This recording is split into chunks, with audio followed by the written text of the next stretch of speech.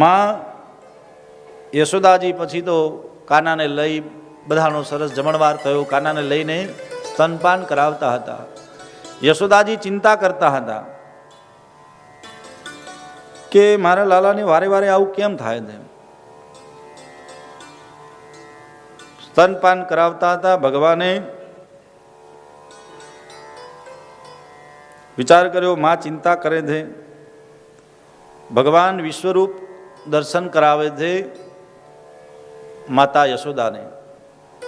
ભાગવતજીમાં 2 જગ્યાએ વિશ્વરૂપ દર્શન બતાવ્યા છે.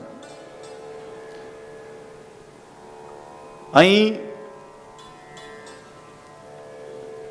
ભગવાન વિચાર કરે છે, યશોદામાં ચિંતા કરે છે. ભગવાન સ્તનપાન કરતા હતા અને ભગવાને બગાસી ગાધી.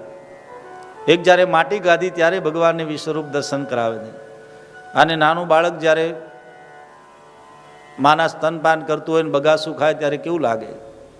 બંને હાથની મુઠ્ઠીઓ વાળી હોય, નાના નાના હાથ હોય, નાનું મોઢું હોય. ભગવાને જ્યાં બગાસું ખાધું, યશોદાજીએ જોયું મારો લાલો ઊંઘમાં આવ્યો છે. પણ જ્યાં મુખમાં જોયું તો ખમ્રોદસી જ્યોતિરનીકમાશાહ સૂર્યેન્દુ વહની સ્વસ્વસદામ બુદ્ધિશ્ચ દ્વીપાન નગાસ્તદ્રુહિતુર વનાની ભૂતાની યાની શિરજંગમાની. કનૈયાના મુખમાં આખું નભોમંડળ, બધા ગ્રહો, સૂર્ય, ચંદ્ર, શનિ, બુધ ગ્રહો બધા ફરે છે.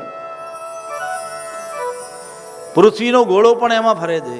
આ પૃથ્વીના ગોળા ઉપર 9 ખંડો, બધા 7 સમુદ્રો દેખાય છે યશોદાજીને કનૈયાના મુખમાં. એમાં આપણી પવિત્ર ભારત ભૂમિ દેખાય છે. ભારત ભૂમિની અંદર ઉત્તર પ્રદેશ રાજ્ય અને ત્યાં આખું વ્રજ, આખા વન, પહાડો, ડુંગરાઓ બધું એને યશોદાજીને કનૈયાના મુખમાં દેખાય છે. યશોદાજીને આશ્ચર્ય થયું. વ્રજમંડળ આખું દેખાય છે. નંદ બાબાનો મહેલ પણ દેખાય છે. યશોદાજી પોતે લાલાને સ્તનપાન કરાવી રહ્યા છે એ પણ યશોદાજીએ કનૈયાના મુખમાં જોયું. અરે આ શું માયા છે! ભગવાને પાછી માયા પાછી લીધી, આંખો બંધ કરી પાછા સ્તનપાન કરવા લાગ્યા. પણ ભગવાને થોડી વાર પછી શરીરમાં થોડું વજન વધાર્યું. યશોદાજીને થયું કે મારો લાલો આજે ભારે લાગે છે, વધારે દૂધ પીવે છે, લાવ એને સુવડાવી દઉં. યશોદાજી ત્યાં સુવડાવી અને પોતાના કામમાં લાગ્યા. આ બાજુ કંસે મોકલ્યો તૃણાવર્ત નામનો રાક્ષસ. કંસને જ્યારથી ખબર પડી ત્યારથી રાક્ષસો મોકલે છે. કનૈયો તો નાનો બાળક છે. ભગવાન બાળ લીલાઓ કરે છે. પહેલા મામાએ મોકલી ઢીંગલી, તો લાલાએ તોડી નાખી. બાળક સ્વભાવ હોય. પછી મોકલ્યું ગાડી મોકલી. પહેલાના સમયમાં તો રમકડામાં આવા ગાડા જ આવતા હશે ને. હવે પેલી રિમોટ વાળી ગાડીઓથી, એટલે લાલાએ ગાડી તોડી નાખી. હવે મામાએ પાછું વિમાન મોકલ્યું. તૃણાવર્ત રાક્ષસે વંટોળિયાનું રૂપ લઈને આવ્યો. જ્યાં કનૈયો ઘરના આંગણે સૂતો હતો ત્યાંથી ભગવાનને ઉપાડ્યા અને આકાશમાં લઈ અને ફરવા લાગ્યો. ખૂબ ઉપર લઈ ગયો. એણે વિચાર કર્યો ઘણો ઉપર લઈને આ બાળકને પધરાવી દઉં તો મરી જશે. ભગવાન તો પ્રસન્ન થઈ તૃણાવર્ત ખૂબ ઊંચે લઈ જઈ અને જતો હતો. ભગવાને પોતાનો વજન વધાર્યો. વજન એટલો વધાર્યો કે તૃણાવર્તને વજન લાગવા લાગ્યો. તૃણાવર્ત વિચાર કરે છે કે હું બાળકને લાવ્યો છું કે ત્યાં પથ્થર હતો એ પથ્થરને ઉપાડી લાવ્યો છું, આટલો વજન કેમ લાગે છે? ભગવાને તૃણાવર્તનું ગળું પકડ્યું અને તૃણાવર્તનો શ્વાસ રૂંધાયો અને અંતે તે ધડામ કરતો પૃથ્વી પર પડ્યો અને તૃણાવર્ત હણાયો.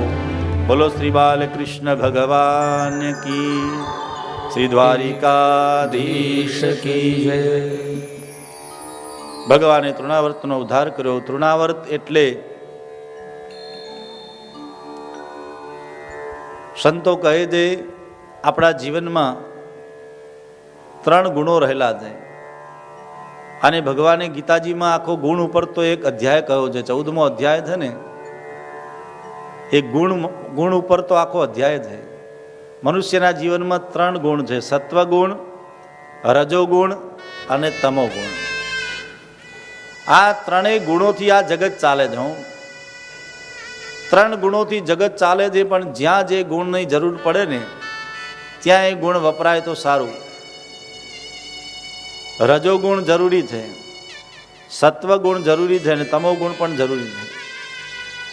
સત્વગુણના દેવ ભગવાન નારાયણ છે, રજોગુણના દેવ ભગવાન બ્રહ્મા છે, તમોગુણના દેવ ભગવાન રુદ્ર છે.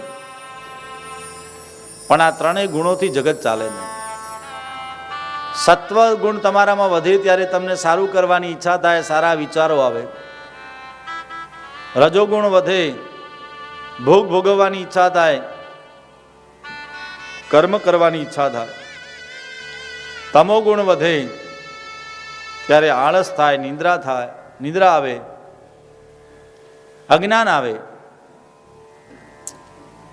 મનુષ્ય જીવનમાં તમોગુણથી ઉપર જઈ રજોગુણ તરફ જવું, રજોગુણને દબાવી અને સત્વગુણ સુધી જીવનને લઈ જવું, આવી ભગવાને પ્રક્રિયા બતાવી દે. અને ભગવાન તો ગુણાતીત છે. ભગવાન ગુણોથી 3 ગુણોથી પર છે. ભગવાનની શરણાગતિથી જ આપણે ગુણોને જીતી શકીએ છીએ.